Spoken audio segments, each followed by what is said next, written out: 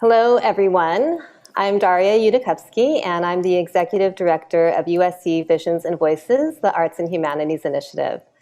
I am so excited to welcome you this evening. We have a wonderful conversation in store for you that is part of our new speaker series, USC Amplified, which features some of today's most dynamic and distinguished figures from a variety of fields.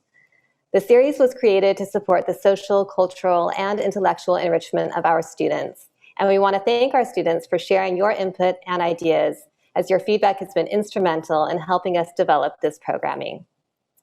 Before we get started, we believe it is important to open our events by acknowledging the Indigenous land that we share. I am privileged to work at USC, which was built on the sacred ancestral land of the Tongva Nation, known as Los Angeles now. I honor the Tongva and all Indigenous people, past, present, and future, and their continued survival and contributions to our society.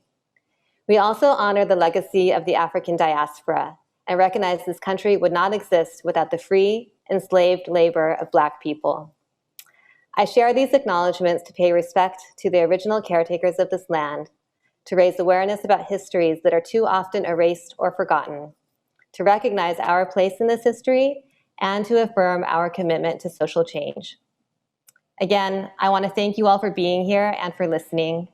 And now it is my great pleasure to welcome our next speaker, who will introduce our special guests this evening. Please welcome the president of the University of Southern California, Carol L. Folt. Thank you, Daria, and good evening, everyone. Tonight, I have the pleasure of introducing two very special people, and I'll start with our interviewer. Willow Bay, the Dean of our Annenberg School for Communication and Journalism, is the holder of the Walter H. Annenberg Chair in Communications. Willow is a veteran broadcast journalist with a relentless commitment to our students. At USC, she has increased scholarship opportunities. She launched the Annenberg Media Center. She accelerated innovative changes in the curriculum and expanded the school's media and technology partnerships. As an interviewer, she is simply one of the best in the business. Over the years, Willow's gone one-on-one with Warren Buffett, with Arianna Huffington, and the Dalai Lama. And perhaps, not surprisingly, she was able to bring Oprah Winfrey to USC as the keynote speaker at Annenberg's commencement in 2018. It was, to put it mildly, standing room only at the shrine. Willow has been long committed to the values of diversity, equity, and inclusion, particularly diversity in the field of journalism. She was an anchor and a reporter for ABC News's Good Morning America Sunday, and she served as a correspondent for Good Morning America and World News Weekend. She has an MBA from NYU, and she was the first woman to co-anchor what was then CNN's flagship financial news program, Moneyline News Hour. In 2015, the LA Press Club honored Willow with a Lifetime Achievement Award. So well-deserved. And now I'd like to introduce our interviewee for the evening. When other kids were working on their algebra, he was working on his Yogi Bear voice. He was only half joking because his talent in that area is no fluke. He's a prolific voice actor, Chucky in last year's Child Play, and a memorable Joker in Batman, the animated series, just to name two examples. His lengthy career has included work on the stage, screen, television, and new media. This year, in fact, he's playing a vampire on the FX series, What We Do in the Shadows. But it was the screen test back in the 1970s that changed his life forever, and ours too. Of course, I'm talking about Mark Hamill. You may know him best as Luke Skywalker in a little movie called Star Wars. That iconic film was written and directed by USC alumnus George Lucas, and of course, took on a life of its own. At USC, we too know Mark as the legendary Jedi Master, but we know him for something else, his kindness and his generosity. For him, it's his life's mission to make sure that children from disadvantaged backgrounds do not get overlooked. That's why he and his wife, Mary Lou, have been especially supportive of our McMorrow Neighborhood Academic Initiative, and they regularly attend the year-end graduation. Sometimes Mark even brings along Star Wars stormtroopers to the NAI events, and that creates an incredible magical evening for our graduates and their families. Mark and Mary Lou know that NAI was built on a dream that every child will one day have the opportunity to go to college. Introducing someone like Mark Hamill is a wonderful privilege. I first saw Star Wars when it opened on its opening day, May 25th, 1977, Memorial Day weekend at the Mann Chinese Theater. In fact, I sat in the very first row with my brother, and I remember looking up as those iconic words marched up the screen. It was a pop culture phenomenon. I was completely blown away, never seen anything like that before or really since. But that was just the beginning of an illustrious career and a remarkable life as a caring human being and a socially engaged citizen. In this election year, Mark has been very busy on social media, where he has millions of followers. With great passion, he reminds everyone to vote. I think we'll get a glimpse of that passion tonight. Please join me in welcoming Dean Willow Bay and our very special guest, Mr. Mark Hamill. Thank you. President Folt, thank you. Mark and Mary Lou, fantastic to see you. And I should tell you that for all the people that I've had the chance to interview, I've not gotten the chance to interview Mark before, but I will so I'm super excited about that. But you are very much on my mind every day. So I thought maybe I'd start by sharing, President Folt, I don't know if you know this, a little bit of USC trivia with a look at the wall outside my office.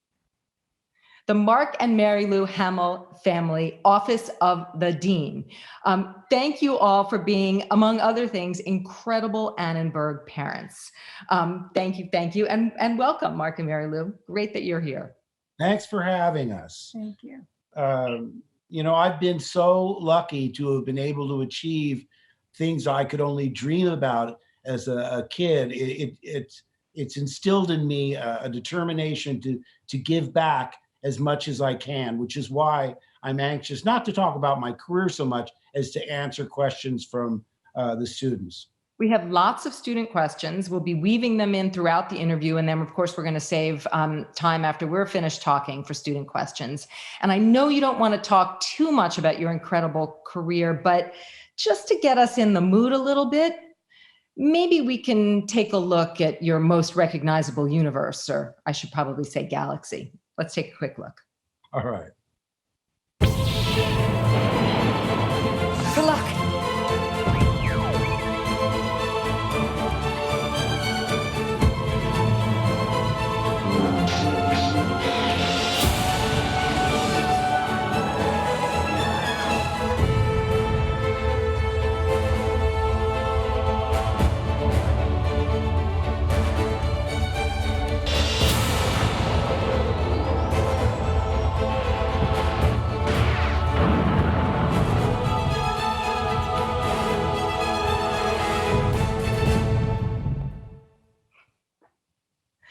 So thank you for indulging us there, Mark, with a little look at Star Wars through the decades.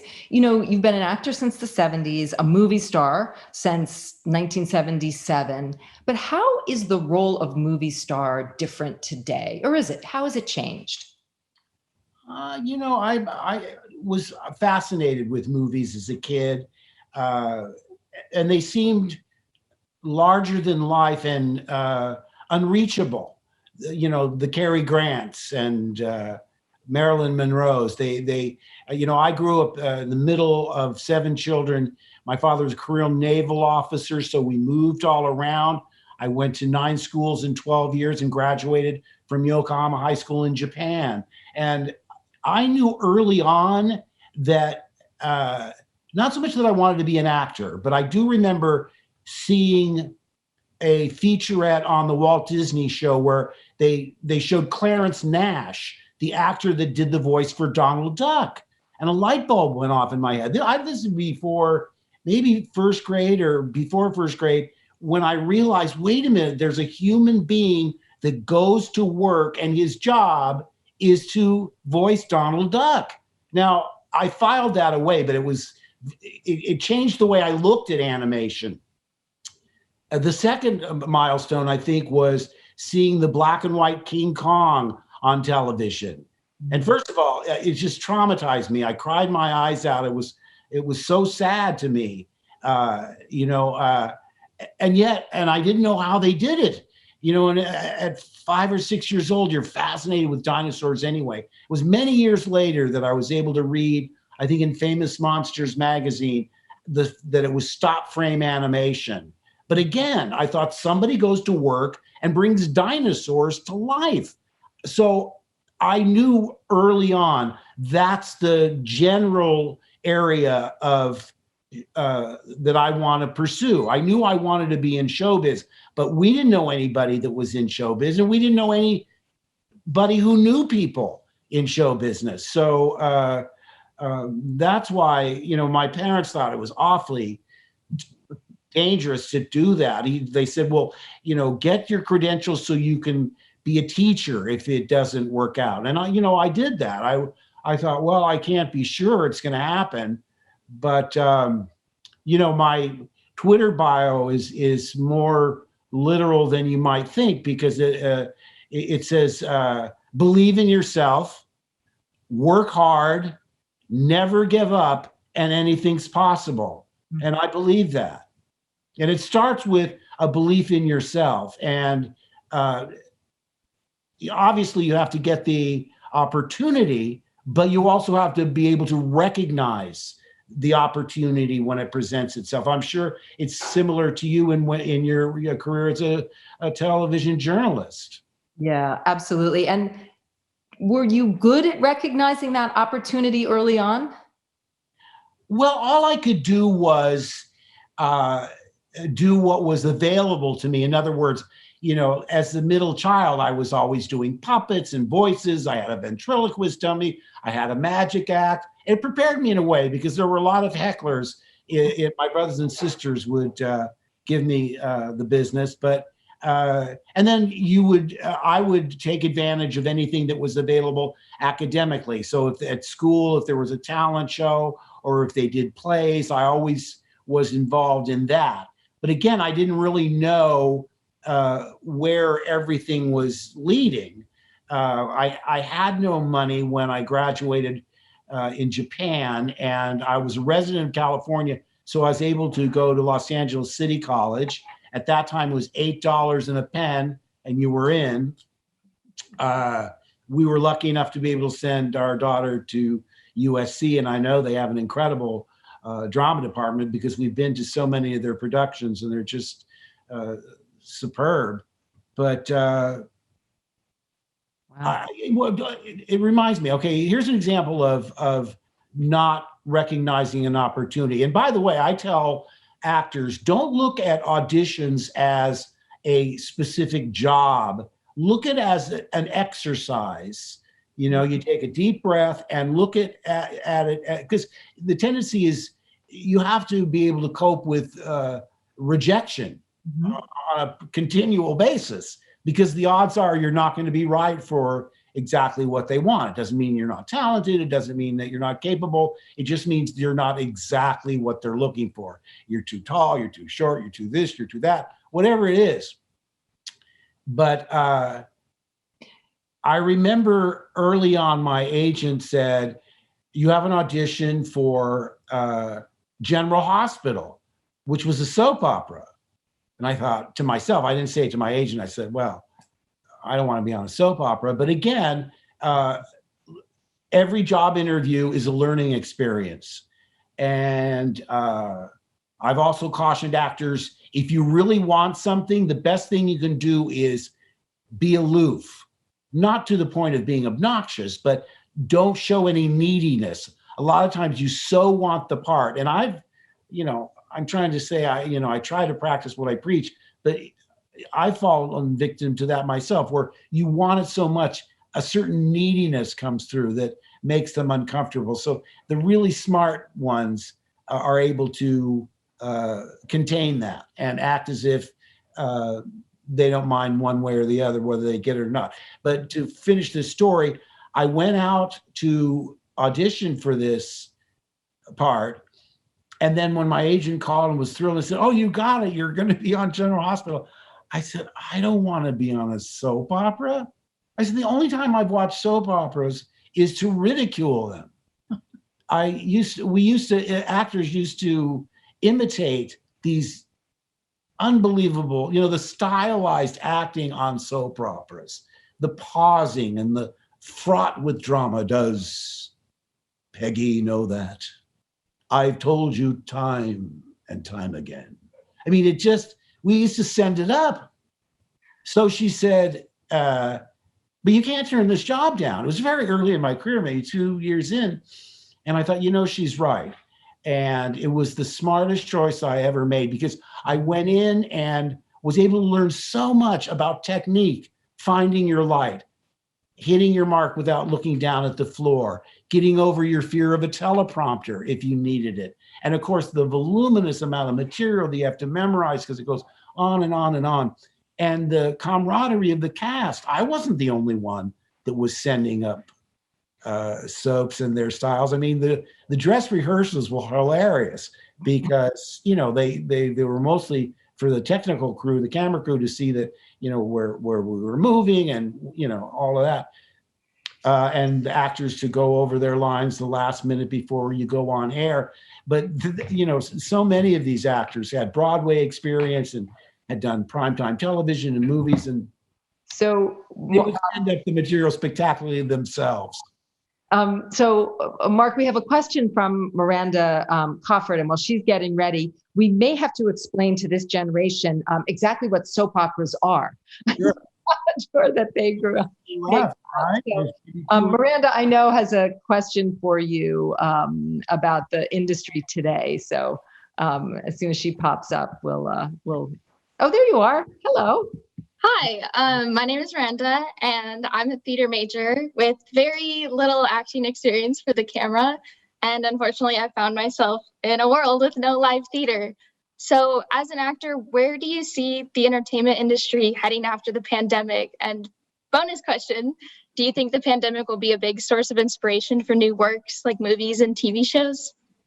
Well, of course, because, drama reflects our own experiences. And there's no doubt in my mind that Broadway and off-Broadway and theater in general will come back. But, technology is constantly improving, and you're seeing yourself on this Zoom call right now. There's TikTok, there's, people share selfies and post videos all the time on social media. So I hear what you're saying, because it's sort of a paradox. I remember when I wasn't in the union and I'd go out for jobs, and the problem was you can't get a job if you're not in the union, and you can't be in the union unless you get a job. Now, eventually what happens is a director or casting director will say, that's the person we want, not X, Y, or Z who are all already in the union. And Ivan Dixon, that actor that was on Hogan's Heroes, was directing, I believe it was the Bill Cosby show. And he stood up for me and said, no, I want Mark. So that got me into the union. But what I'm saying to you is just keep getting all the experience you can, and you'll find a way if you never give up. Thank you, Mark. So we have another question from Kim Espinosa, who I'm going to read it to you. You've been eloquent in speaking about the role of an actor and the life of an actor and the job of an actor. And her question is, what's your opinion on the responsibility of actors like yourself and the rest of Hollywood to use your fame and your large following to be a voice, to increase political, environmental, and social issues, increase awareness of all of those things today? Well, thank you for your question, Kim. My younger sister, I have 4 sisters, and one of them is named Kim. It's sort of a evolving situation because social media is relatively new. I was aware of it, but I had no ambition to be a part of it when in 2010, the producers of a modestly budgeted film that I did said, will you get on Twitter so you could promote the movie? And I said, sure. I mean, they said they didn't have much budget for publicity. So I went ahead and I got on Twitter in 2010 and I did what they wanted me to do and tweeted clips and the poster and so forth.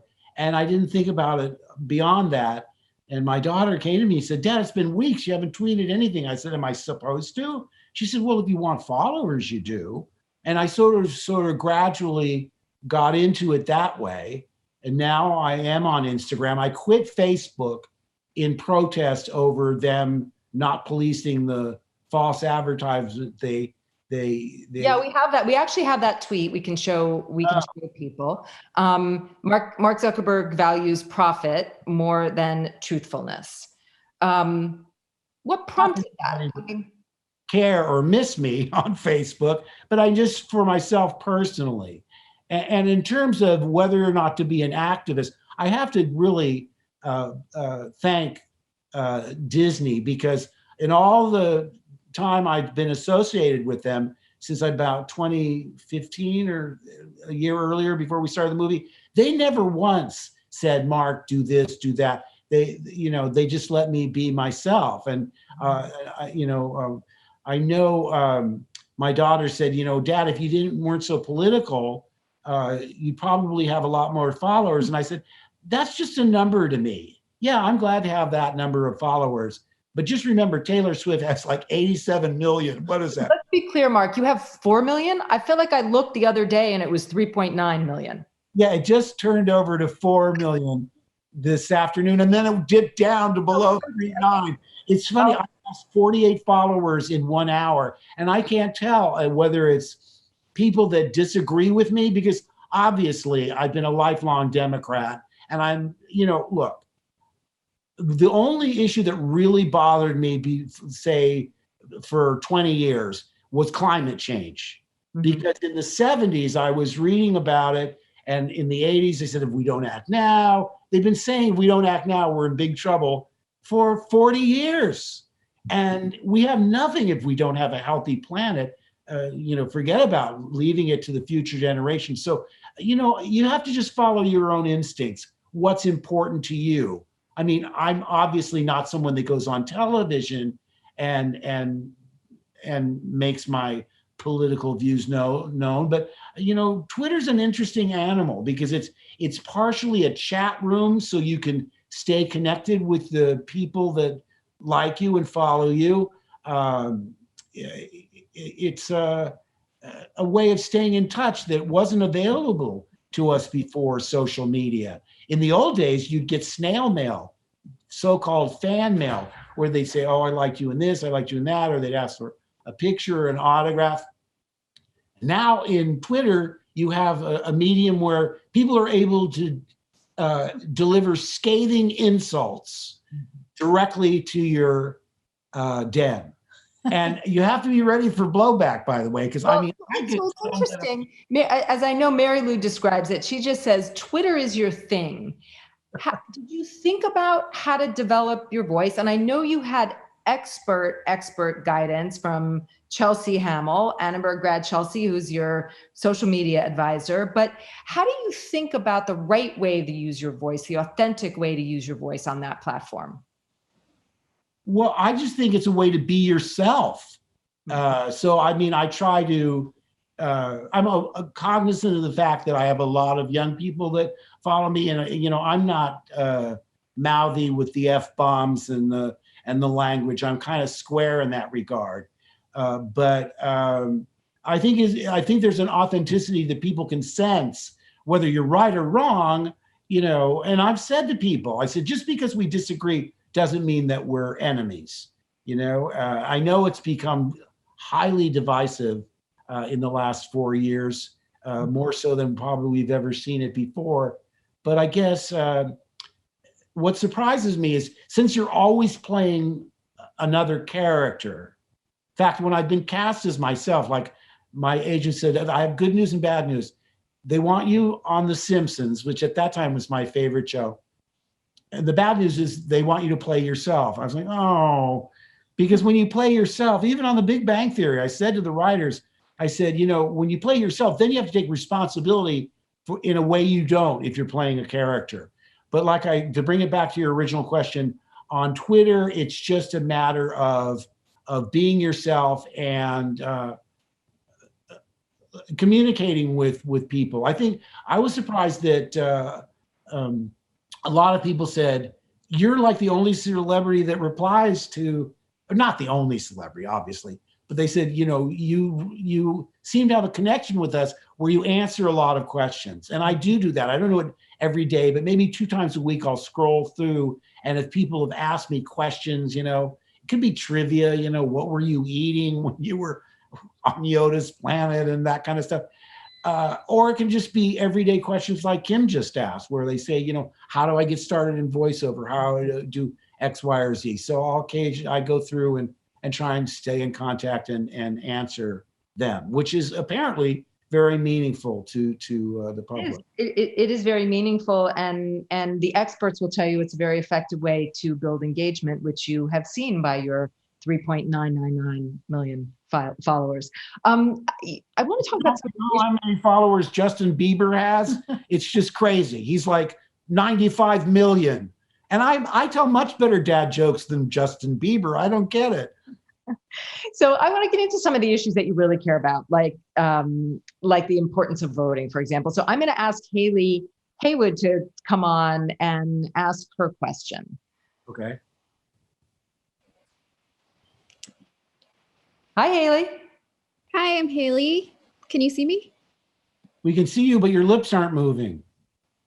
I'm Haley, and I'm a grad student in the Organizational Change in Leadership program, and I'm here with my fiance, Seth, and we want to know, how do you feel the election is going, and what can we do as Americans to restore balance to the force? Well, obviously the polls, if you're speaking from someone who supports Joe Biden and Kamala Harris, the polls look very, very good. However, polls don't vote, people do. And I would caution against complacency. You know, in 2016, about 20% of the demographic 18 to 25 voted. In 2018, it was all the way up to like 38, 39%.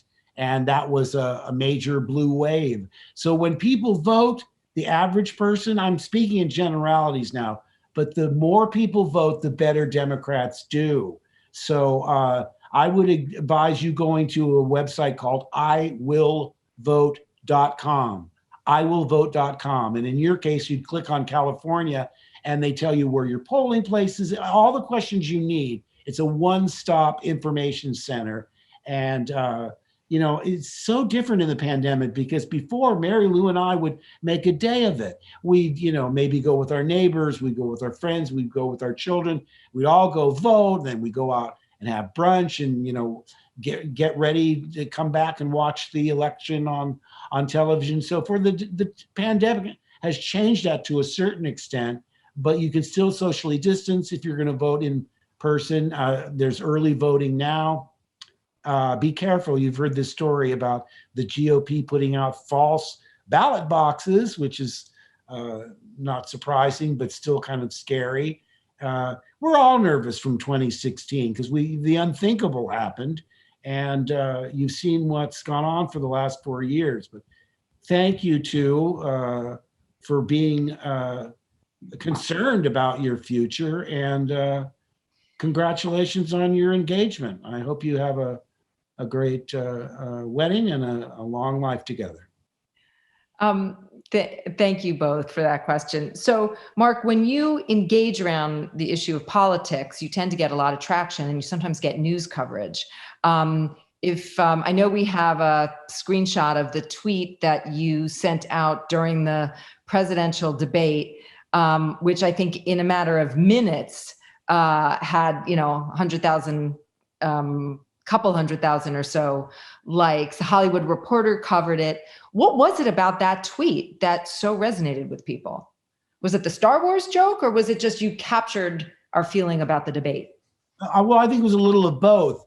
And to be completely fair, I saw a tweet, I think it was from the screenwriter of Fantastic Four. He said, that was a really terrible debate, and I wrote the Fantastic Four. I might not be getting it all completely right, but immediately the thought came, because we were all traumatized. I'd never seen anything like that. What an embarrassment, because it was seen around the world, and the bullying and the constant interrupting, and it was just, I was in a state of shock. And so I read this tweet, and that immediately occurred to me, because the Star Wars holiday special is so notorious.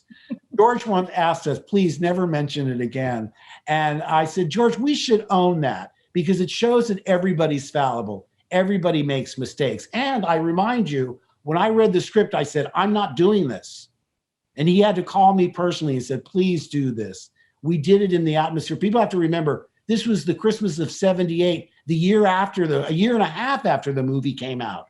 And when he called me, he said, I heard you don't want to do it. I said, it's terrible. It's some mishmash. It's not Star Wars. It's like a Bob Hope special or something. He said, well, we really need to do this for the merchandisers to keep the product alive in people's mind. Do me a favor. And of course, I do anything for George, that. But he's never lived it down. He once said, if I could find every copy of that holiday special, I'd smash him with a hammer. So again, I just, I knew when I tweeted it, it would strike a nerve. I had no idea it would go to over 1 million likes. That's very rare for me. I want to switch gears and talk about another issue that you have used your voice in support of others demanding social justice, demanding racial justice, and protesting against harassment. We have a tweet that of yours in response to John Boyega's very impassioned speech in London in the wake of the protests around the killing of George Floyd and others. And you expressed your support very quickly and very clearly. I've never been more proud of you, John. Love, Dad, you said. And likewise, you also supported Kelly Marie Tran when she was being harassed in 2018 on social media by some Star Wars fans who were angry to see a young woman and a young woman of color taking on a critical role. What do you think it means to have somebody like you, a voice like yours, be such a powerful ally publicly? Well, I was genuinely impressed with both of them, because it's the easy way is to just remain silent and take what's given to you. In the case of Kelly Marie, it was just appalling that she was being attacked in that way. I think she even left Twitter because of that. And so, I mean, you feel protective because, when you do a film or a television series, you become like family because you spend more time with your colleagues at work than you do with your real family at home, because you're working 12, 16-hour days sometimes. And in the case of John, he said in the tweet, I might not have a career after this, but I think he said F that. I'd have to admonish him about his language. But part of it too was I had referred to him as son early on when we were filming I guess the second one, because in the first one, I just do a brief cameo at the end, but on episode 8, I called him son because I'm not trolling so much as teasing Star Wars fans. And I wanted everyone to speculate because they're saying, oh, is Rey Luke's daughter? And is, it's typical when you're working on something that people are going to speculate. So I once, I think I said, nice work, son, typo or spoiler, you decide. I mean, it's very arch and the universe went crazy. yeah. And a lot of times, clearly, Willow, I feel like I'm getting across that I'm being funny or sarcastic. But as my daughter Chelsea points out, a lot of times it appears different when you read it in just cold print rather than hearing your voice. So, but the effect was I did get a lot of, and so did John. Oh, is Finn Luke's son somehow?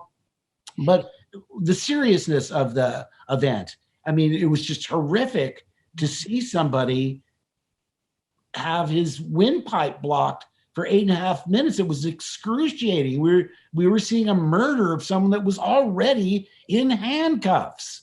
Now, and I don't want to get into this whole thing because the police are a vital and crucial part of our society, and the good cops outweigh the bad ones. I don't want to put a number on it, but clearly I'm not here to say defund the police, but I am saying let's develop a relationship with them, a community relationship where there's dialogue and we can understand each other better.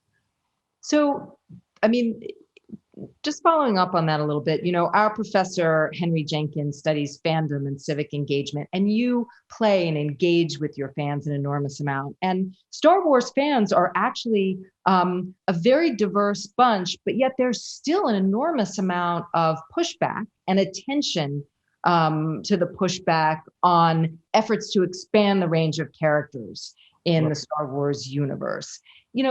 What can you do and what do you do to make sure those diverse voices, faces are centered in the conversation? Well, I try and understand what it is they're trying, what their point of view is. Obviously, you can't just rest on your laurels. In other words, if we just kept remaking, I think that's one of the reasons people responded to Empire Strikes Back so strongly after Star Wars, because usually sequels try and deliver the same experience again, even if they change the storyline a bit. But we had one film that was just amazingly optimistic and ended in just euphoric, exuberant triumph. And then, of course, Empire, which was much more cerebral and dark. It had more spiritual elements. And of course, the protagonist suffered a withering defeat. So I was really proud of George for taking that gamble. He sort of got it back on track because all fairy tales have to have a happy ending in Return of the Jedi. But when it comes to the sequels, I thought one of the things you're going to have to do is take the elements of the Star Wars mythos that everyone identifies as making it a quote unquote Star Wars movie, but present them in new ways that haven't been seen before. And in particular, I thought one of the things that I liked so much about Episode 7 was they took a stormtrooper that we've seen many, many times, this faceless automaton that is, identified as an antagonist, and they took off the helmet, and there was Finn, and they humanized him. And I see that was an example of a way that they were able to breathe new life into these stories. So, and I think that's very important going forward as well. But in terms of having female protagonists and so forth, you're going to always get naysayers that don't want to grow and understand that it's completely legitimate in every sense of the word. I mean, bravo for them to make Rey a orphan from the desert who discovers inner powers, inherits a robot with important information that leads to the destruction of the Death Star. It's fresh because it's a woman. All right, speaking of a woman, I'm going to go to Katrina Meng, who we had up just for a second a little while ago, who I know also has a question for you. There you are, Katrina. There. Hi, Mr. Hamill. My name is Katrina, and I major in linguistics and psychology. I have a two-part question for you. What was the first time that you wanted to make a change in the world, and how did you realize that you're able to?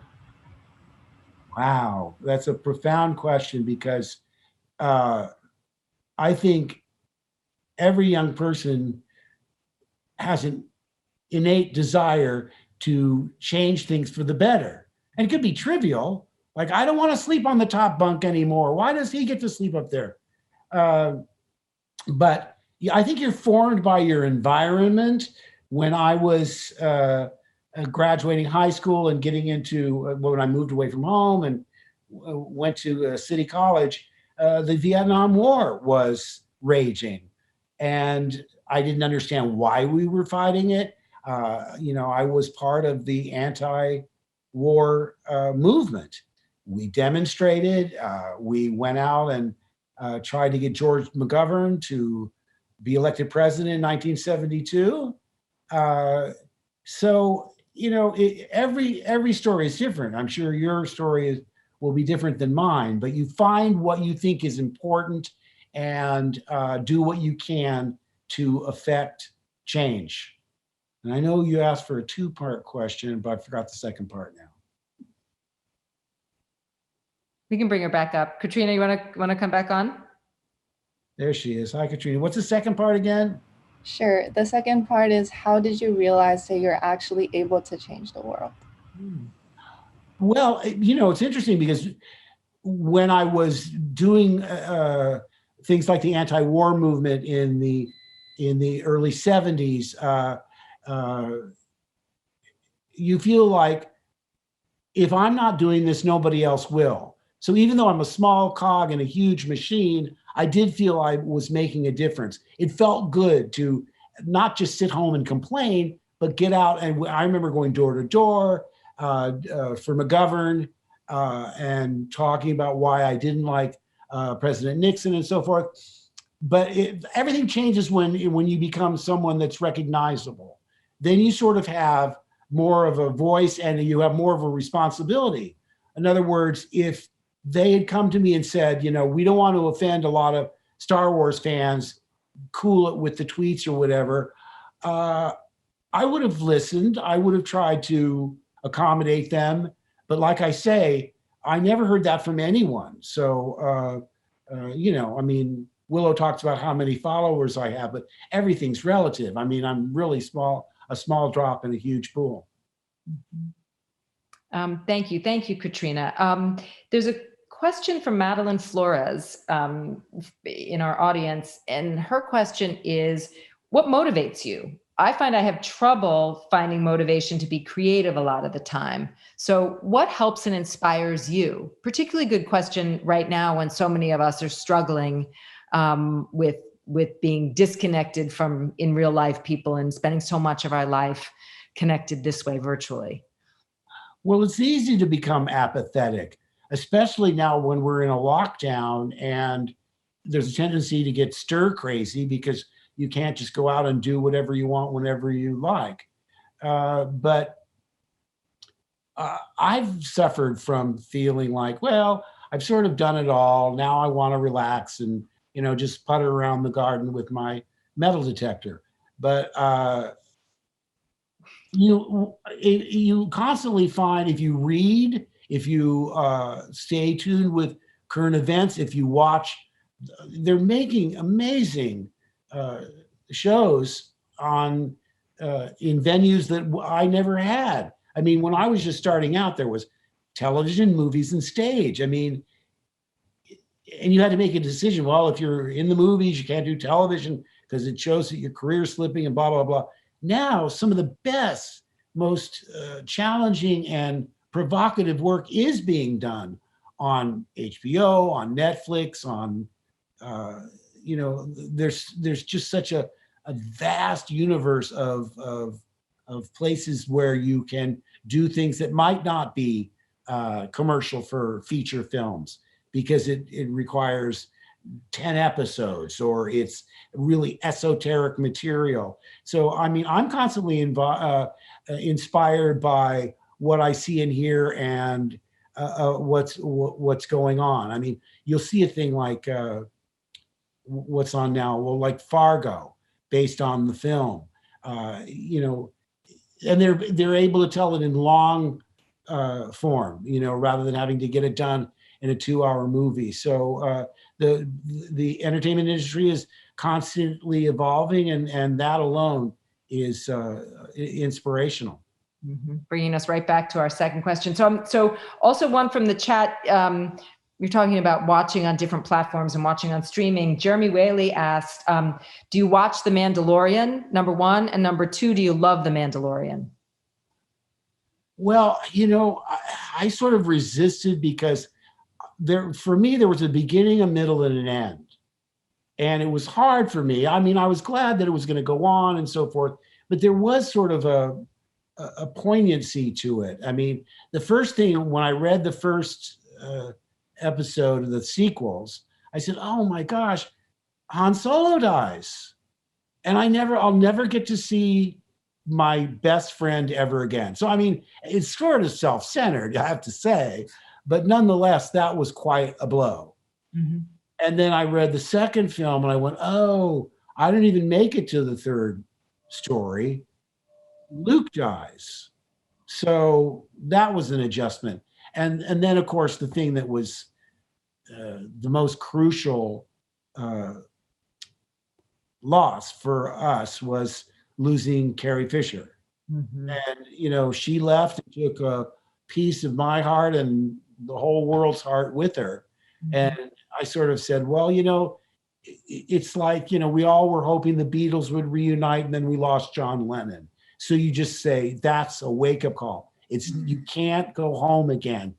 It was never meant to be a revival of what they did in the beginning. It was meant to be a whole new thing with us as supporting characters and a whole new cast of protagonists and antagonists. But that really affected me. And I thought, well, I'll do my best with the material they give me. But, like I say, my heart was really affected by that. And that'll never change. We'll never stop missing her. So to answer your question, my son Nathan said, oh, Dad, you got to see The Mandalorian. It's so great. And I thought, well, mostly because he was so enthusiastic about it. And, I watched it and I was absolutely, as the kids say, gobsmacked, because unburdened by having to deliver a massive special effects spectacular, this was economic storytelling that almost harkened back to George's vision of the first film as a Western set in space. And so it was so much more about the relationships rather than dazzling special effects. I thought, this is the future as far as I'm concerned, because you don't have to invest 2 hours and 20 minutes in it. It doesn't cost $1 billion, whatever it cost. It looks fantastic. The way they're able to do these things for television now. Yeah. It cost half a gazillion dollars, but that. Well, now to answer your question, I didn't expect to ever be enthusiastic about Star Wars in the same way again. And darn if, who is it? Jon Favreau and Dave Filoni. I don't know who's responsible for it, but boy, they just hit it out of the ballpark, and it leaves you wanting more. And it's poignant, it's funny, it's all these things. Yeah, I'm a fan. Mary Lou, does he really have a metal detector, or was he just kidding? I haven't seen it, so Okay. Always my image of a retired guy, puttering around the garden, and I just added that for fun. I'm actually going to turn now to another one of our students, James Belinsky, who has a question for you. Hi, James. Hi, James. There we go. Hello. Hi, Mark. Great to be here with you today. I'm a sophomore in the USC School of Dramatic Arts studying theater. Now, oftentimes as an actor, I reflect on my past as a performer and how far I've come and how much I've progressed. Obviously, your career has been a lot longer than mine. So the question I have for you is, if you were to go back, you had the chance, and talk with a younger Mark from 1983 around the release of Return of the Jedi, what do you think you would want to ask him, and what do you think he would want to ask you? Well, I don't know so much whether I would ask. I probably tell my younger self not to start out in television and movies. My instinct was to because I only had experience on stage and non-professional stage, academic theater, and then as a theater arts major for 4 semesters. And my instinct was to go to New York. When I read about show business, that's where people got their starts for the most part. And since I didn't know anybody in Hollywood or really know anything about television or film, and sort of it's fear of the unknown, I thought I should go and do theater. But circumstances as they were, I mean, I had to go to school in California because I didn't have money for tuition and I was a California resident. It just worked out a different way. As for my younger self coming and asking me a question, he'd probably say, how do I prevent winding up looking like this? I like the way I look now. And that's what's so funny about it. Willow shows these clips. You know, people don't realize I don't watch these movies. I mean, I did take the kids to see them when they were re-released as special editions in the late 90s. But I'm not somebody that really watches myself. So, you know, you see yourself from 30 years ago and you think, wow, my son Griffin looks more like me in these movies than I do. But it's kind of fascinating to have a scrapbook that the whole world can look at.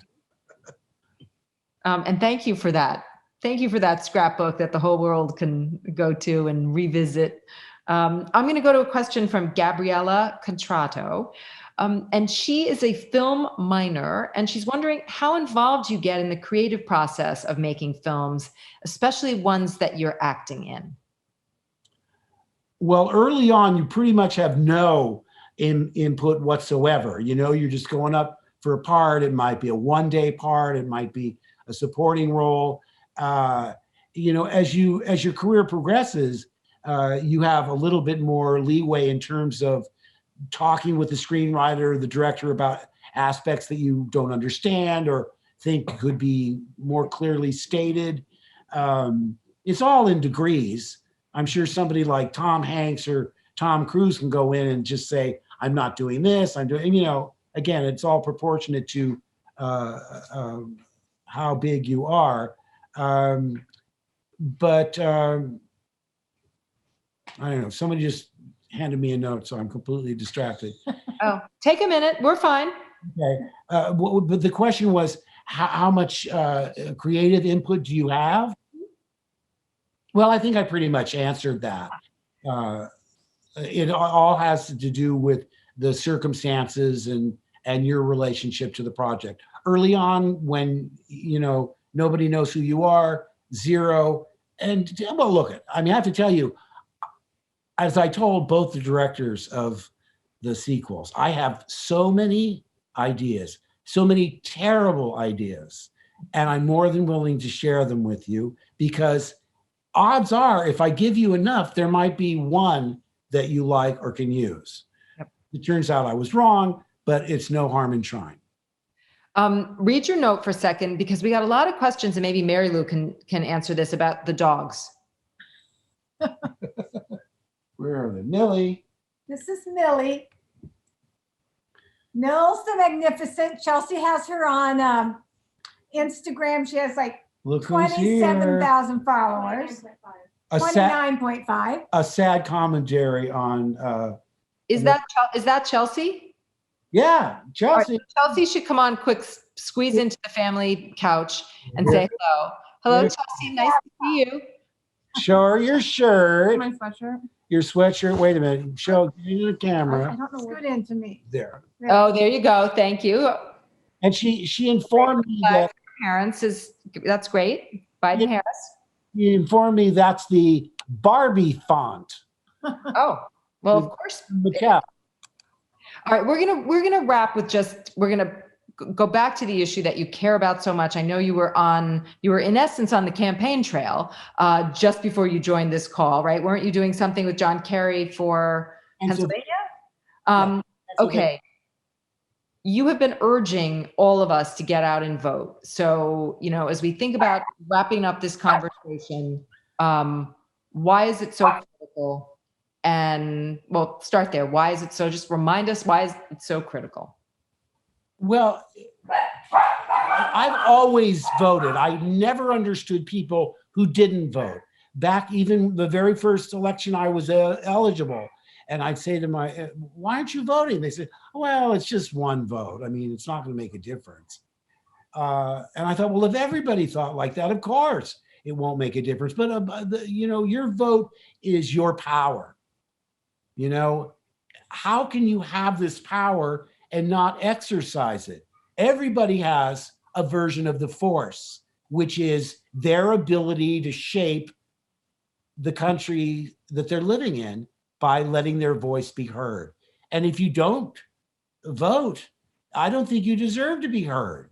I mean, again, you can disagree with me completely and be a passionate Republican as long as you vote.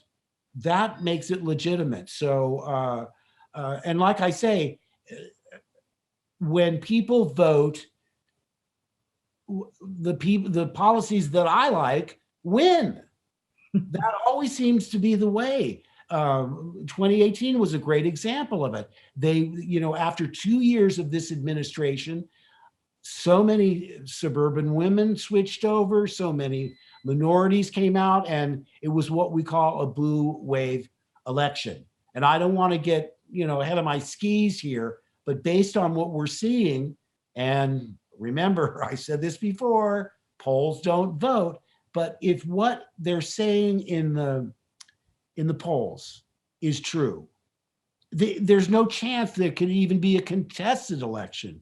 It will be a landslide, the likes of which we haven't seen since my first election, McGovern versus Nixon, where I was devastated because I just couldn't understand how anybody could vote for Richard Nixon and more war and all of that. You know, I was very idealistic, but I was shattered and disillusioned, and it was a foreshadowing of many, many elections to come, because you don't always win. But if you don't try, you lose the right to bitch and moan.